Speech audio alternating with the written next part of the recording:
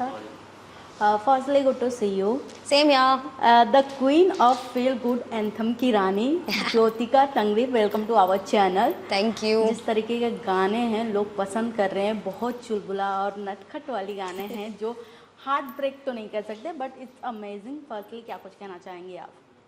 इतना सारा प्यार मिलता है जब बीइंग एन आर्टिस्ट. हम लोग तो जीते ही इसीलिए हैं कि ऑडियंस पसंद करे, लिसनर्स जो है उनको खुशी मिलती रहे हमारे काम से और उसी से हमको संतुष्टि मिलती है. तो जब जब कोई गाना वर्क करता है अच्छा लगता है तो बहुत बहुत अच्छा लगता है. रिसेंटली बहुत सारे ऐसे गाने आए जिस पे मुझे लोगों के बहुत सारे कमेंट्स, बहुत सारी रील्स देखने मिलती है. इश्क दे फनियर गाना अभी बहुत ज़्यादा मैं कवर्स देख रही हूँ, सिंगर्स उसको गा गा के डाल रहे हैं और मुझे बहुत खुशी मिलती है. ओ मेरी लैला को बहुत प्यार मिला था रिसेंटली. तो ऐसा जब होता है जब जब तो दिल में एकदम ऐसा लहर सी उठ जाती है. बट इस गाने की बात करें कि जैसे कि वन डे में मैंने अभी जैसे सुना कि वन डे में कंपोज किया, लिखा और इतने सारे, आपको चैलेंजिंग तो हुआ होगा क्योंकि फर्स्ट टाइम किसी ऐसे आर्टिस्ट को जैसे पहले से नहीं जानते हो और रैंडमली हाँ इज गुड सो आपने उन्हें लिया, प्रिंस नरोला सर.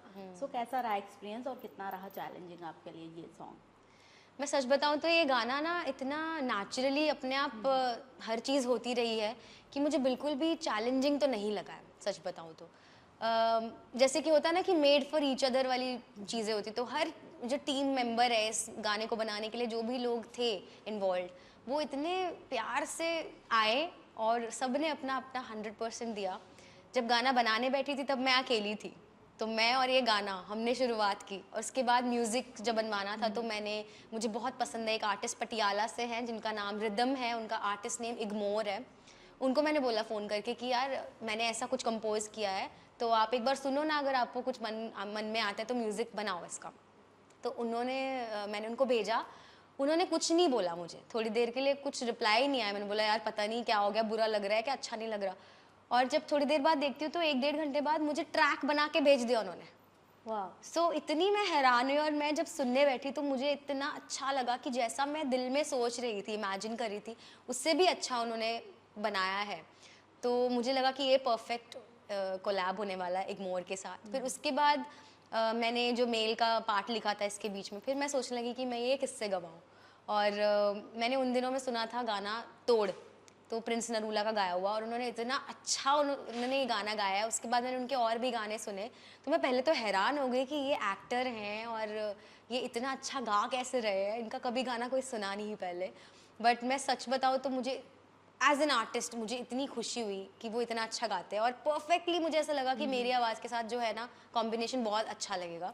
तो मैंने वो चांस लिया बिकॉज मैं उनको नहीं जानती थी. मैंने उनको फ़ोन नंबर लेकर मैंने उनसे बात की और मैंने बोला कि एक गाना है जो मैं चाहती हूँ कि आप मेरे साथ गाओ. तो पहले तो वो हैरान ही हो गए. वो बोलते कि आप चाहते हो कि मैं आपके साथ गाऊँ, तो मतलब ये तो बड़ी अच्छी बात हो जाएगी, अच्छा हो जाएगा अगर हम लोग साथ में कुछ गाएंगे. तो मैं भी खुश हो गई. मैंने बोला अरे वाह. तो फीलिंग्स जो थी वो म्यूचुअल थी. वरना कभी ऐसा हो जाता ना कि किसी के साथ कोलैब करने के लिए आप बात करते तो अगर वो वाइब्स नहीं मिलते हैं ना वापस, उतनी एक्साइटमेंट नहीं मिलती, तो ऐसा थोड़ा मज़ा किरकिरा सा हो जाता है. बट उन्होंने जितनी एक्साइटमेंट दिखाई, मैंने उनको ट्रैक भेजा, मैंने बोला आप सुनो पहले फिर मुझे बताओ. तो फिर प्रिंस ने सुन के मुझे तुरंत बोला कि आप मुझे इसका ट्रैक भेजो, मैं आपको वोकल्स करके दे दूँगा. उन्होंने मुझे 2 घंटे के अंदर वोकल्स डब करके दिए. वाह. आज भी मैं वो मैसेजेस खोल के देखती हूँ, चैट देखती हूँ और मुझे इतनी खुशी होती है कि लिटरली इतने थोड़े से वक्त में उन्होंने, तो उनको कितना अच्छा लगा होगा कि उन्होंने वो फटाफट से किया. क्योंकि मेरे साथ बीइंग अ सिंगर ऐसा होता है, कोई गाना मुझे खुद को बहुत पर्सनली अच्छा लगता है ना, तो मैं फटाफट जाके उसको डब कर देती हूँ. फिर प्रिंस आए और फिर मैंने प्रिंस को ऑडियो बनने के बाद पूछा कि क्या आप वीडियो में भी आना चाहोगे, तो उन्होंने उसके लिए भी बोला हाँ ज़रूर आना चाहूँगा. और फिर हमने वीडियो टीम को इन्वॉल्व किया. सुमित बरुआ ने वीडियो बनाया है, शीतल अग्रवाल है जिन्होंने कोरियोग्राफी की है और प्रोजेक्ट का काफ़ी सारा जो कंसीव किया हुआ उन्होंने हेल्प किया. राजन है हमारी टीम में, कन्वर है. सो सब ने बहुत बहुत ज़्यादा प्यार से बनाया. तो ये बहुत प्यार से बना हुआ गाना है, तो हम बस ये उम्मीद करते हैं कि सब प्यार दे. वाह. जैसे कि मैंने सॉन्ग सुना कि कहा कि चुलबुला हार्ट ब्रेकिंग नहीं है. हाँ जी. और इस जैसे गानों में बीच बीच में आपके एक चित्र भी ऑडियंस तक पहुंचाना, जैसे कि एक वीडियो प्रूव करना, सबके सामने पहुंचाना, एक कहानी को प्रेजेंट करना, ये सब चैलेंजिंग था कि इजी ही था? आपको चैलेंजिंग होगा, कुछ बताना चाहें आप? एक्चुअली क्या होता है ना कि बीइंग अ सिंगर मैंने कैमरा फेस किया है अगर, तो मैं लिप सिंक करती हूँ या मैं बहुत ज़्यादा एक्टिंग मुझे तो नहीं आती थी, राइट, मैंने कभी एक्टिंग नहीं की। लेकिन अपने लेबल को शुरू करने के बाद, जो मेरा जेटी म्यूज़िक लेबल है, म्यूज़िक लेबल, उसमें जब मैंने गाने बनाने शुरू किए तो फिर मेरी टीम ने मुझे यही बोला कि हम वीडियो में आपको ही रखेंगे, आप ही फेस ऑफ द सॉन्ग बनो एंड आप एक्ट करो। तो जब वो एक्सपीरियंस मुझे मिलने लगा तब मैं थोड़ी कंफर्टेबल होने लगी एक्टिंग के साथ, वरना एक्टिंग बहुत मुश्किल है। कैमरा ऑन होते ही मतलब ऐसे शक्ल समझ नहीं आती, आपने अपने हाथ किधर रखो, ऐसा लगता है क्या है, कहाँ देखो, कैसा फेस होना चाहिए, कितना ईज से आपको डिलीवर करना है, क्या करना है। तो ऑब्वियसली प्रिंस थे साथ में, तो मुझे थोड़ा सा ये लग रहा था कि यार मैं कहीं कम ना करूं कुछ, मतलब ऐसा ना हो कि वो बहुत अच्छा कर रहे हैं और मतलब मैं कॉम्प्लीमेंट करनी चाहिए, कहीं भी ऐसा नहीं लगना चाहिए कि यार जोड़ी अच्छी नहीं लग रही। तो आई होप कि आप सबको जोड़ी अच्छी लग रही हो, क्योंकि प्रिंस ने भी मुझे बहुत कंफर्टेबल फील कराया। मैं उनको लिटरली बीच में बोल रही थी, प्रिंस ने क्या करूँ, मैं क्या करूँ, कैसे करूँ, क्या, पर उन्होंने मुझे बहुत ही कंफर्टेबल फील कराया एंड मज़ा आ गया, मतलब कोलैब करके ऐसा लगा कि अरे एक आर्टिस्ट है जो दिल से शिद्दत से आए हैं और अच्छा अपना 100% दोनों जन दे रहे हैं हम, एंड बहुत बहुत खुशी हुई है मुझे। एज अ सिंगर जब भी कोई म्यूज़िक या सॉन्ग का जब क्रिएशन होता है, उसका एक जन्म होता है, तो कहीं ना कहीं से हमारे माइंड में थॉट्स आते हैं। तो मैं आपसे जानना चाहूँगी, हार्ट वाली बाजी की क्रिएशन और थॉट्स कहाँ से आए हैं दिमाग में? सो कहीं ना कहीं पर्सनल लाइफ से भी आते हैं, आसपास से भी आते हैं। राइट। तो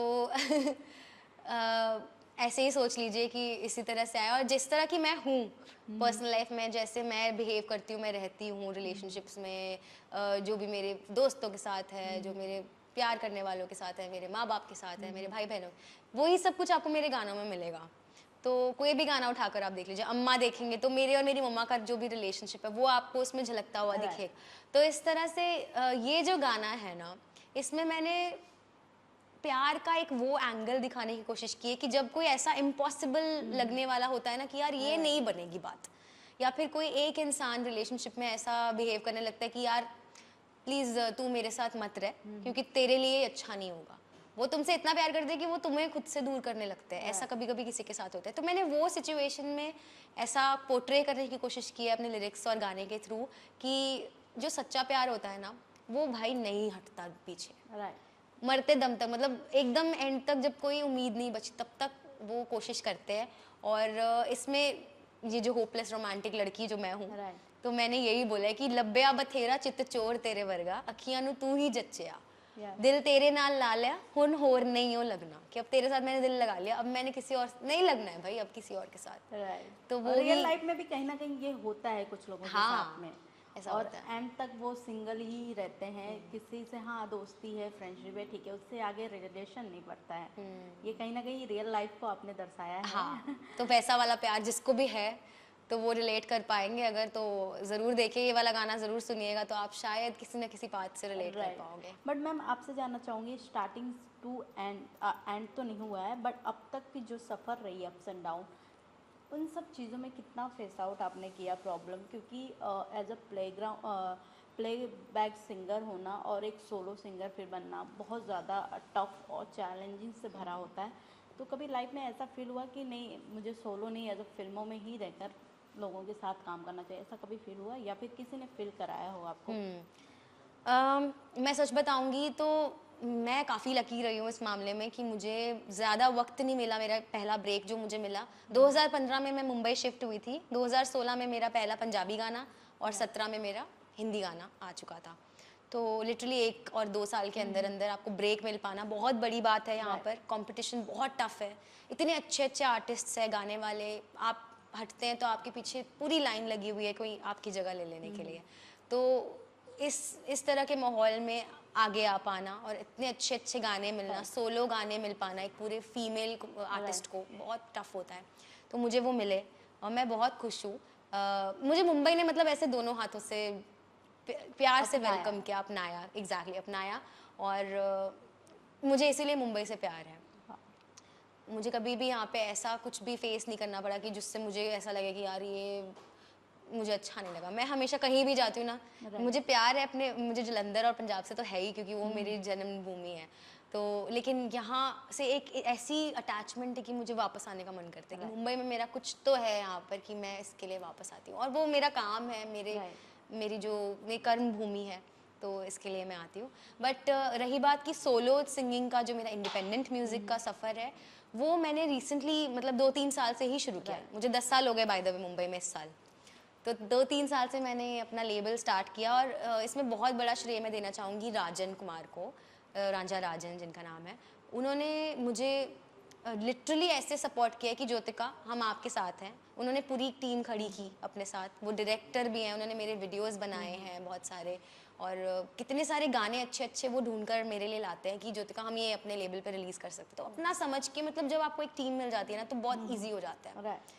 तो बाकी डेफिनेटली जो कठिनाइयाँ आती हैं, चैलेंजेस तो आते ही है हर चीज़ में, पर आप उससे सीखते हैं और वो आपको और स्ट्रॉन्ग बनाता है। बट मैं आपका एक सॉन्ग है जो मुझे बहुत ज़्यादा पसंद है, पल्लू लटके। अच्छा।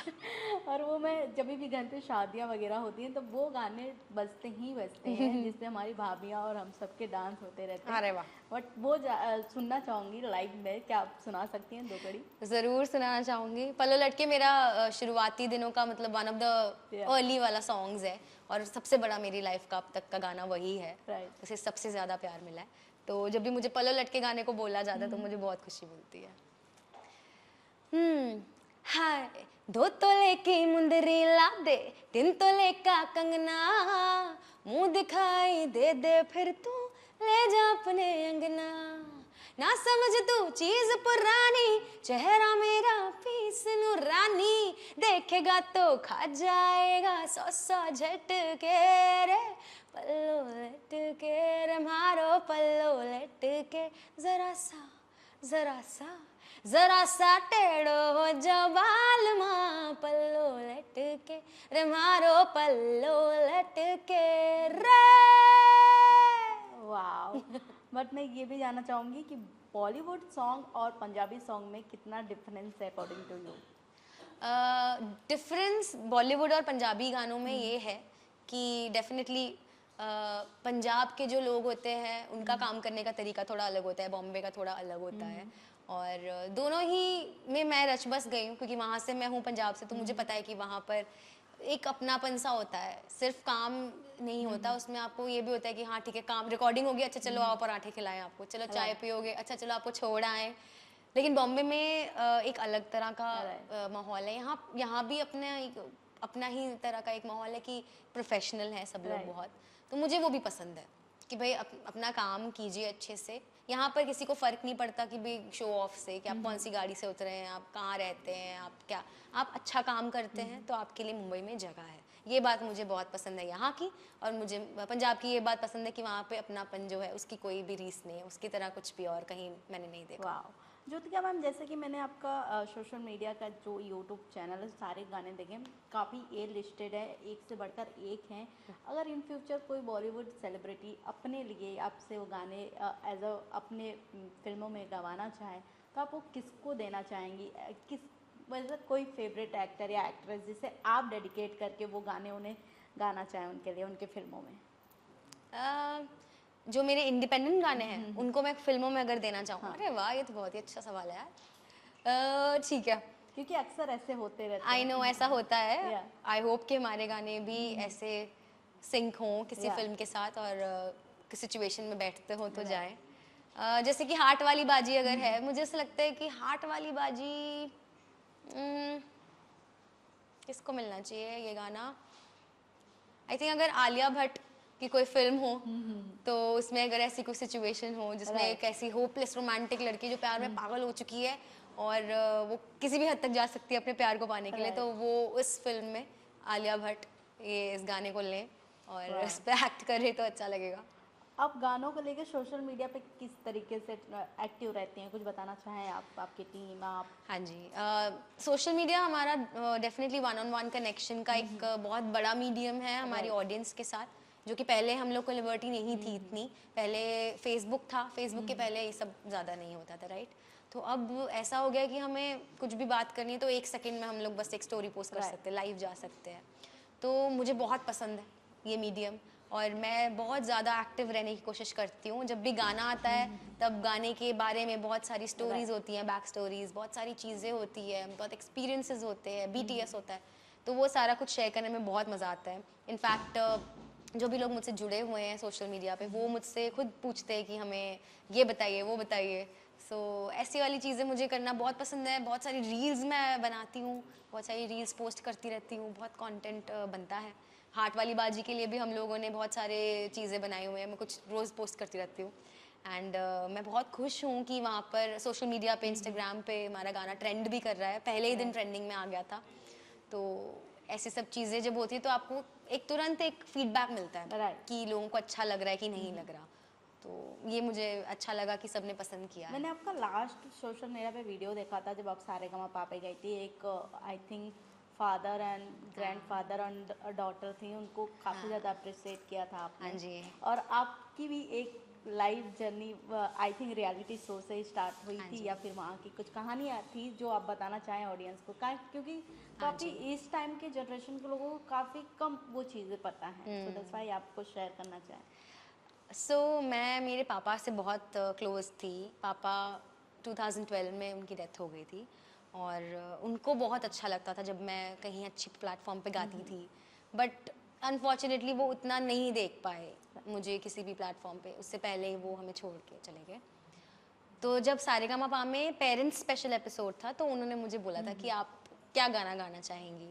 तो मम्मा भी आई थी और मैंने मम्मा से कहा कि मम्मा मैं पापा के लिए ये गाना गाना चाहती हूँ। तो उन्होंने मुझे बोला कि तू गा पाएगी, क्योंकि उन्हें पता है कि मैं बहुत इमोशनल हो जाती हूँ। जब पापा की डेथ हुई थी तो जब सब इकट्ठे होते हैं डेथ के बाद, तो चौथे पे तो मुझे या मतलब करीबी लोग जो भी फील करते हैं पापा के लिए, है ना, उस इंसान शख्स के लिए, तो कुछ ना कुछ कहते हैं। राइट। तो जब मुझे बोला गया या मेरी बारी है, मैंने मम्मा से चुपचाप से बोला कि मम्मा मैं कुछ कहूँगी नहीं, पर मैं क्या कुछ गा सकती हूँ।